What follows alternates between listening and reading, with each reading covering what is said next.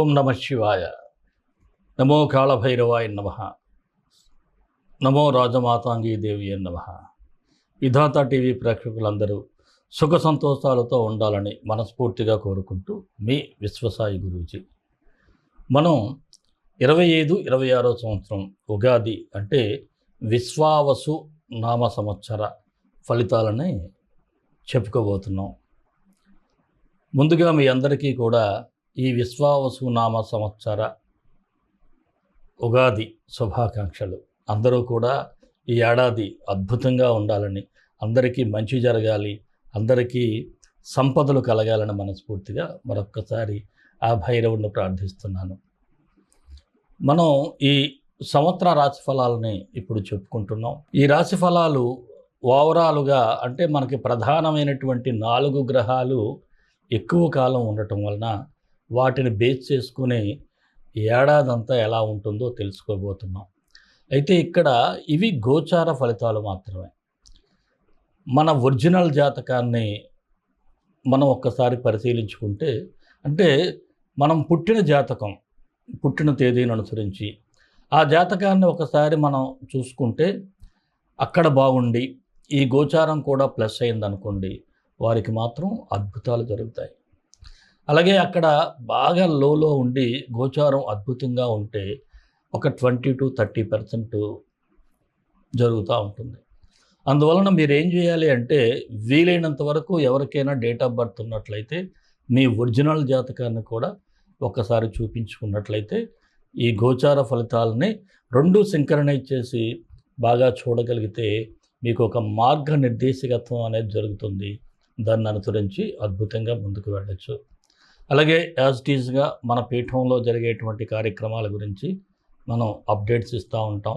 ఈ హోమాలు అవన్నీ తొందరలోనే మనం ఈ ఆలయ నిర్మాణాన్ని కూడా పూర్తి చేసుకునే విగ్రహ ప్రతిష్టకు కూడా వెళ్ళబోతున్నాం. అలాగే మీ అందరికీ మరొక్క మారు ఉగాది శుభాకాంక్షలు. మన వీడియోలు మీ అందరికీ నచ్చాలని, నచ్చేటట్టుగా నేను చెప్తున్నానని భావిస్తున్నాను. మీ అందరూ ఒక లైక్ ఇచ్చి నన్ను ప్రోత్సహించండి. అలాగే మీ మిత్రులందరికీ షేర్ చేయండి, మీ బంధువులకు షేర్ చేయండి మన వీడియోస్ను. ఎవరైనా మన ఛానల్ సబ్స్క్రైబ్ చేసుకోకపోతే సబ్స్క్రైబ్ చేసుకొని మరింతగా ముందుకు తీసుకువెళ్ళండి. మరి రాశిఫలాల్లోకి వెళ్ళిపోదాం. మీనరాశి విశ్వావసు నామ సంవత్సరం 2025-26 సంవత్సరానికి మీనరాశి వారికి ఎలా ఉంటుందో ఒకసారి పరిశీలిద్దాం. ఈ రాశిలో ఏ నక్షత్రాల వారు ఉంటారంటే, పూర్వభాద్ర 4వ పాదం, ఉత్తరాభాద్ర 1, 2, 3, 4 పాదాలు, రేవతి నక్షత్రం వారు 1, 2, 3, 4 పాదాలు.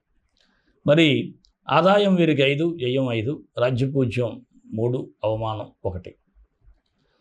ఈ రాశి వారికి ఓవరాల్గా గ్రహాలు ఎలా ఉంటాయి అంటే ప్రధానమైనటువంటి గ్రహ సంచారం, గురువుగారు ప్రస్తుతం వృషభ రాశిలోనే ఉన్నారు, అక్కడే ఉంటారు 15/5/2025 వరకు.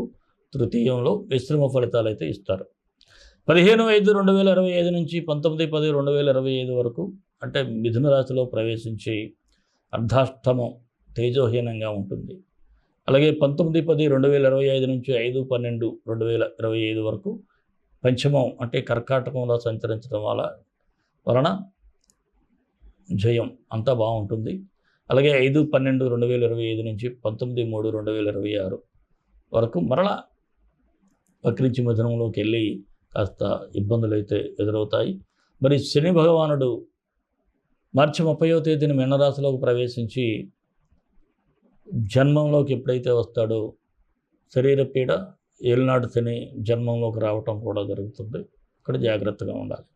రాహుకేతు సంచారం అయితే ప్రస్తుతం మీనరాశిలో రాహువు, కన్యలో కేతువు 18/5/2025 వరకు ఉంటారు. దీనివలన మీకు ఎనిమీస్ అయితే తయారవుతారు. మరలా 18/5/2025 నుంచి 19/3/2026 వరకు కుంభంలో రాహువు, సింహంలో కేతువు ఉండి కాస్త ధన వ్యయాన్ని కూడా ఇవ్వబోతున్నారు. మరి ఈ మీనరాశి వారికి ఈ సంవత్సరం ఎలా ఉంటుందంటే, కాస్త జాగ్రత్తగా ఉండాల్సినటువంటి పరిస్థితి అయితే ఉంటుంది. ఆరోగ్యపరంగా కూడా కేర్ తీసుకోవాలి. అలాగే మీరు అనుకున్న పనులు మధ్యలో నిలిచిపోయేటువంటి పరిస్థితులు ఉంటాయి. ఏలినాడు శని ప్రభావం, ఎప్పుడైతే జన్మంలోకి శని వచ్చాడో కాస్త ఆరోగ్యపరమైనటువంటి ఇబ్బందులు ఎదురవుతూ ఉంటాయి. మీరు అనుకున్నది ఒకటి, జరిగేది ఒకటి, ఇలాంటివన్నీ ఉంటాయి. అలాగే హాస్పిటల్స్లోకి వెళ్ళాల్సి రావటం, హాస్పిటల్లో చేరటం ఇలాంటి పరిస్థితులు కూడా కొంతమందికి ఉంటాయి. ఇంటా బయట మీకు ఒక నరదృష్టి కావచ్చు, ఏదైనా సరే మిమ్మల్ని ఆ పీడ అనేది ఎలా ఉంటుందంటే చాలా ఇబ్బంది పడుతూ ఉంటాయి.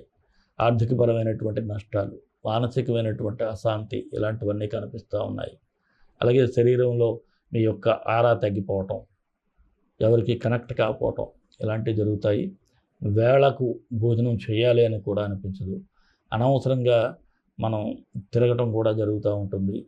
అలాగే ఒక్కొక్కసారి ఎందుకురా బాబు ఈ సంసారాన్ని విడిచిపెడితే బాగుంటుంది అనిపిస్తూ ఉంటుంది.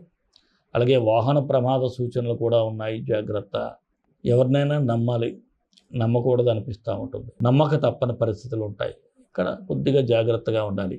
మరి ఈ రాశి వారికి ఏడాది ఫలితాలను 3 భాగాలుగా చూసినట్లయితే ఈ సంవత్సరం ప్రారంభంలో మాత్రం కాస్త మిశ్రమ ఫలితాలు అయితే ఉంటాయి. కొన్ని పనులు ఆలస్యం మీద మీకు పూర్తవుతూ ఉంటాయి. శరీరంలో శక్తి క్షీణించటం, ఎందుకో ఒక నీరసం, అలసట, నర్వస్ వీక్నెస్ కూడా ఉంటుంది. ఎంత ప్రయత్నించినా ఏమిట్రా బాబు పని పూర్తి అవ్వట్లేదు అనేటువంటి బెంగ ఎక్కువగా ఉంటుంది. ఆర్థిక లావాదేవీలు అంటే బ్యాంకు లావాదేవీల్లో కూడా కాస్త సాంకేతికపరమైన సమస్యల వలన కూడా ఇబ్బంది పడుతూ ఉంటారు. అలాగే పోలీస్ కేసులు కానీ, కోర్టు కేసులు కానీ మీకు వ్యతిరేక ఫలితాలు రావటం బాధాకరంగా ఉంటుంది. అలాగే శుభకార్యాలు వాయిదా పడటం, లేనిపోని అపోహలు పడటం, ఎక్కువగా ఓవర్గా ఇమాజిన్ చేసుకోవటం, ఊహించేసుకోవటం ఇలాంటివన్నీ ఇబ్బందులు. అలాగే భూములకు సంబంధించి కానీ, గృహ నిర్మాణానికి సంబంధించి కానీ అధికారులతో అనవసరంగా పేపర్స్ కోసం వాటి కోసం వెళ్తూ తిరుగుతూ వారితో అనవసరమైనటువంటి వాగ్వివాదాలు కూడా జరగటం జరుగుతుంది. ఇక్కడ కూడా ఎందుకు ఇలా జరుగుతుందనేటువంటి పరిస్థితులు ఎదురవుతూ ఉంటాయి. ఇక స్థానచలనం కనిపిస్తూ ఉంది. ఒక మాటలో చెప్పాలంటే కాస్త వేధింపులు అయితే ఉంటాయి. మరి సంవత్సరం మధ్యకాలంలో మాత్రం ఈ 4 months తర్వాత కాస్త ఊరటైతే కనిపిస్తుంది. నూతన మిత్రులు కలయిక, వారు మీకు చేయూతనివ్వటం కాస్త బాగుంటుంది. అలాగే సమయానికి ఏదైనా రుణ ప్రయత్నాలు ఫలించడం కూడా ఉంటుంది. ఆరోగ్యం కాస్త మెరుగుపడుతుంది. దైవభక్తి పెరగటం, అలాగే శుభకార్యాలు కూడా జరుపుకోవటం, వాయిదా పడిన శుభకార్యాలు పూర్తి చేసుకోవటం ఉంటుంది. స్థిరాస్తుల విషయంలో మాత్రం మీ కుటుంబంలో కానీ ఏదైనా ప్రాబ్లమ్స్ వస్తే కాస్త రాజీ ధోరణి మాత్రం తప్పదు. వృత్తి వ్యాపారస్తులకు కూడా సానుకూల ధోరణి అయితే ఉంటుంది. నమ్మిన వారి వలన మీకు మోసాలు ఎదురవుతాయి. అభిప్రాయ భేదాలు కూడా కనిపిస్తున్నాయి. అలాగే ఒక డెవలప్మెంట్ ఉంటుంది, కానీ కాకపోతే మీరు ఎవరైతే నమ్ముతారో వారే మిమ్మల్ని కాస్త ఇబ్బంది పెడతారు. అలాగే సంవత్సరాంతరం అంటే మనం ఎండ్ ఆఫ్ ది 4 months ఎలా ఉంటుందంటే ఇంకొద్దిగా ఇబ్బందులు పెరుగుతాయి. అంటే ఫస్ట్లో ప్రాబ్లమ్స్ ఉన్నాయి, మధ్యలో కాస్త రిలీఫ్ వచ్చింది, మళ్ళీ ఎండింగ్లో కొద్దిగా మరలా ప్రాబ్లమ్స్. అలానే మీరు మీ ఒరిజినల్ హారోస్కోప్ బాగుందనుకోండి, ఎంత భయపడాల్సినటువంటి అవసరం లేదు. అయితే అనవసరమైన ప్రయాణాల వలన కొంతమంది విదేశాలు కూడా ఎందుకు వెళ్ళారో తెలియదు, వెళ్ళి కూడా ఆర్థికపరమైన నష్టాలు ఎదురవుతూ ఉంటాయి. శరీరంలో నీరసం రావటం, నిస్సత్తువుగా ఉండటం ఇలాంటి పరిస్థితులు ఉంటాయి. స్థిరాస్తులు కూడా కరిగిపోవటం జరుగుతుంది. అలాగే శత్రువులు కూడా మీకు కొత్త సమస్యలను తెచ్చిపెడతా ఉంటారు. మానసికంగా బాగోదు, ఆరోగ్య సమస్యలు కూడా ఎక్కువ అవుతూ ఉంటాయి. అలాగే అగ్ని భయం, జంతు భయం ఇలాంటివన్నీ కూడా మీకు కనిపిస్తూ ఉన్నాయి. అలాగే మీరు ఎవరైతే బాగా ఇష్టపడతారో వారు కూడా దూరం అవటం ఇలాంటివి ఉంటాయి. పదవుల్లో ఉన్నవారికి కూడా పదవీ గండం అయితే కనిపిస్తూ ఉంది. విద్యార్థులకైతే కాస్త నిరాశగా ఉంటుంది. మీరు ఏదైతే అనుకుంటారో ఆ సీటు సాధించలేకపోవటం, దానికోసం చాలా ఎక్కువగా శ్రమ పడాల్సి రావటం, చాలా కష్టపడితే కానీ ఏది దక్కకపోవటం జరుగుతుంది. నిరుద్యోగులకు కూడా కాస్త నిరాశ అయితే కనిపిస్తూ ఉంది. ఏదైనా అంటే మీ ప్రయత్నాలు చిన్న లోపం ఉన్నా సరే తప్పిపోవటం జరుగుతూ ఉంటుంది. ఉద్యోగస్తులకైతే కొంతమందికి ప్రమోషన్లో రివర్స్లోకి వెళ్ళటం కూడా జరుగుతుంది. పై అధికారులతో సఖ్యత ఉండకపోవటం, అలాగే మీ పట్ల అమర్యాదకరంగా పై అధికారులు ఉండటం ఇలాంటివన్నీ మీకు బాగుండదు. ఇంకా వ్యాపారస్తులకైతే కాస్త నిరాశ ఉంటుంది. ఉద్యోగస్తులకు ఏసీబీ రైట్స్ కూడా ఉంటాయి, చాలా జాగ్రత్తగా ఉండాలి. అలాగే వ్యాపారస్తులకు కూడా మీకు ఇన్కమ్ ట్యాక్స్ రైట్స్ ఇవన్నీ ఉంటాయి.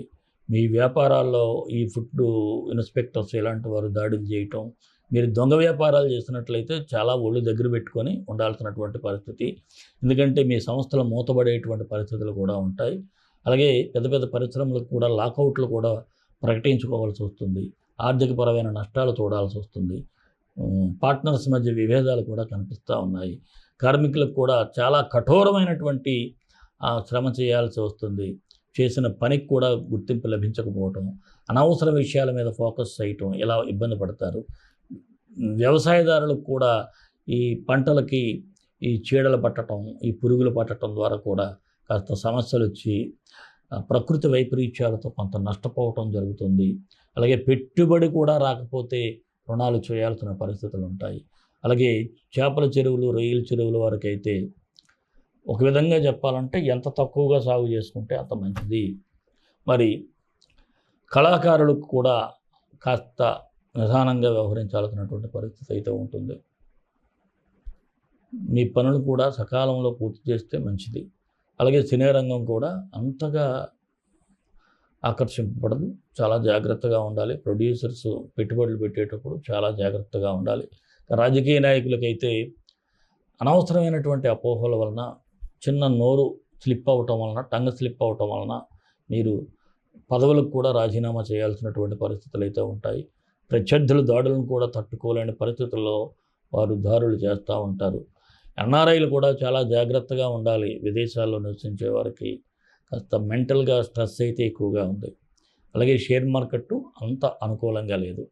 మరి ఈ రాశి వారికి లక్కీ నెంబర్ 3, ఫేవరబుల్ నెంబర్స్ అంటే మిత్ర సంఖ్యలు 1, 2, 4, 7, 9, 3, 12, 21, 30 తేదీలు, ఆది, సోమ, గురువారాలు మాత్రం ఏదైనా ఒక ప్రయత్నం చేస్తే అప్పుడు ప్రారంభించండి, బాగుంటుంది. అలాగే మీరు గ్రహశాంతులు కూడా గురు, శని, కుజ, రాహు, కేతు, రవి గ్రహాలకు మీరు జపాలు అలాగే నవగ్రహ శాంతి హోమం చేయించుకుంటే బాగుంటుంది. మరి మీనరాశి వారికి మరిన్ని మంచి ఫలితాల కోసం విశ్వగురు సక్సెస్ మంత్రాలు పఠించండి, విజయాలు సాధించండి. ఈ రాశి వారికి నవగ్రహ శాంతి మంత్రం చదువుకుంటే బాగుంటుంది. ఆదిత్యాయ చ సోమాయ మంగళాయ బుధాయ చ గురు శుక్ర శనిభ్యశ్చ రాహవే కేతవే నమః. ఈ మంత్రాన్ని ఉదయం 18 సార్లు, సాయంత్రం 18 సార్లు. అలాగే వీలైనంత వరకు శివాలయ దర్శనం చేసుకోవటం, శివాలయంకి వెళ్ళేటప్పుడు నవగ్రహాలకు ప్రదక్షిణ చేయటం. అలాగే కాస్త ఇబ్బందికరమైనటువంటి పరిస్థితి శనిగ్రహానికి ఉంది కాబట్టి మీరు మన పీఠంలో జరిగేటువంటి కాలభైరవ హోమాలు జరుగుతూ ఉంటాయి, పరోక్షంగా పాల్గొనే ప్రయత్నాలు చేయండి. విడిచిపెట్టకుండా ఫాలో అవ్వండి. ఫాలో అయితే చాలా మంచి జరుగుతూ ఉంది. అలాగే మరి మన ఇష్టదైవం కాలభైరవుడు, కాలభైరవ గాయత్రి. కాళాయ విద్మహే కాళాతీతాయ ధీమహి తన్నో కాలభైరవ ప్రచోదయాత్. ఈ మంత్రాన్ని కూడా ఉదయం, సాయంత్రం 19 సార్లు చదవండి. అద్భుతమైనటువంటి ఫలితాలు వస్తాయి. సర్వే జనా సుఖినో భవంతు, లోక సమస్త సుఖినో భవంతు. దేశం కోసం, ధర్మం కోసం, భారతీయ సంస్కృతి విలువల కోసం పాటుపడదాం. స్వస్తి.